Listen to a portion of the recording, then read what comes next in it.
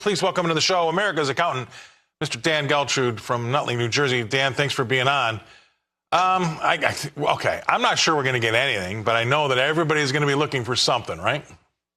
Yeah, all eyes and ears are going to be on Powell's speech in Jackson Hole. Now, what is he going to say? Well, likely a lot of nothing, but people are going to interpret what they think they heard.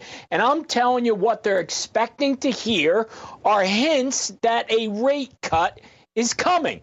And I think that's what everybody thinks that we're going towards, and that's probably what's had a hand in calming markets down a little bit. And you know what's unbelievable is that at this point, Powell is the world's most influential financial figure.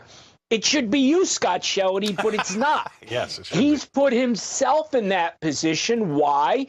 Because basically the government has tried to take over the economy. Now, the ironic part of all this is that, and I've been saying it over and over, and you've agreed with this, is that inflation has been caused by government spending. Yep. So here's what we do. We have a headache every day, and we keep taking Tylenol instead of saying, I wonder why I have a headache every day. So we're treating the symptoms and not the cause.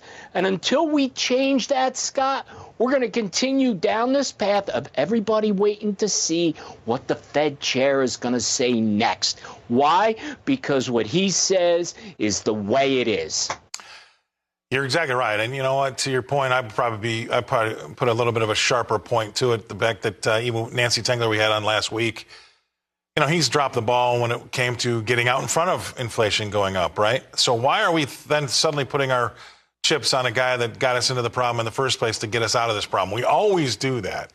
And so whether he's late to the party or early to the party, I'm not going to argue the fact that whether we need a cut or not, because you could make a point here that we still haven't seen the back end of inflation. This could stir and, you know, spur on inflation again. So is he going to try to play the four corners stall offense and try not to have to do anything but try to give you just enough to be happy? I mean, that's the problem we're in. And the bigger picture here is that we're just too darn transparent. We don't need to know everything all the time. He's got to stop talking. What do you say? Well, Scott, listen, whether he's right or wrong, he's going to influence which way we go. And that's the scary part, right? It's not like anything he says is going to be ignored.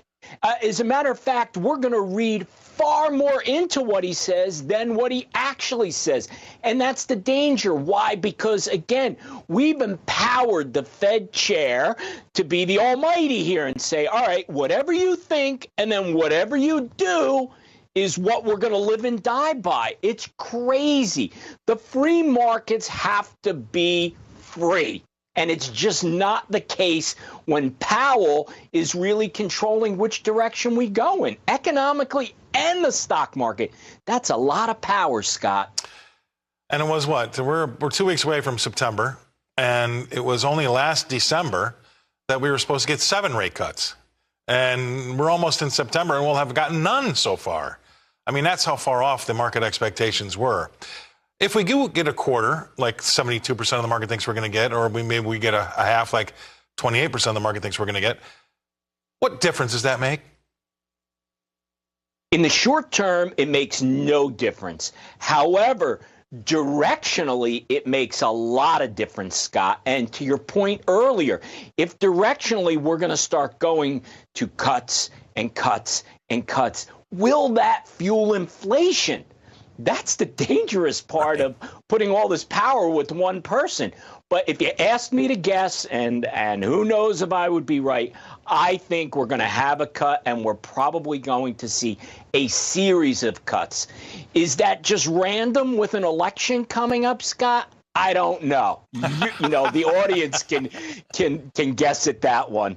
Well, you're right. And he's trying not to be political about it, but ultimately it could be seen as being definitely political. But the days of your 3% mortgage at the end, I think, are gone. What do you say? You got 10 seconds. You know what? You would think so, but I'm not so sure, Scott. If we head down the path of rate cut after rate cut, we could get there. Well, I think we'd have to see a significant sell-off in equities to get down to that level, but we shall see. All right, nobody knows, but we've got a lot to talk about between now and then, and whoever is president January 1st, they're going to have a little bit of a problem on their hands. That's all I know. Thank you very much, Dan. Dan Geltrude coming to us from